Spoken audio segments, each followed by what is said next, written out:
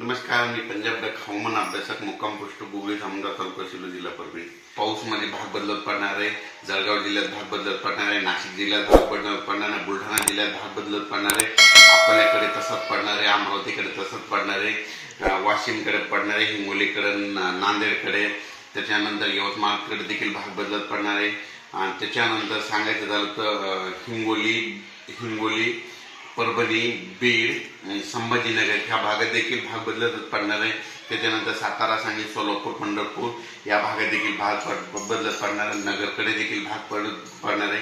म्हणजे सांगायचं झालं तर पुणे नगरपर्यंत सगळीकडेच भाग बदलत पाऊस पडणार आहे. पण असा सर्वदूर एखाद्या पाऊस.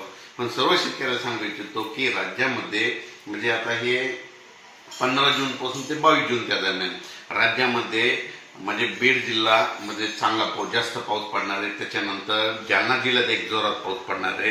त्याच्यानंतर संभाजीनगर एक पडणार आहे, बुलढाणा जिल्ह्यात एक पडणार आहे, परभणी जिल्ह्यात एक पडणार आहे, आणि नगर जिल्ह्यात एक पडणार आहे, आणि सोलापूर जिल्ह्यात एक. मध्ये ह्या 16 ते 22 मधला जरा मोठा पाऊस पडणार आहे. म्हणजे काही काही ठिकाणी ओढे नाले वाहतील, कुठं मुसळधार पडेल, वाऱ्यासहित अतिवृष्टी देखील होईल म्हणून ह्या अंदाज लक्षात घ्या.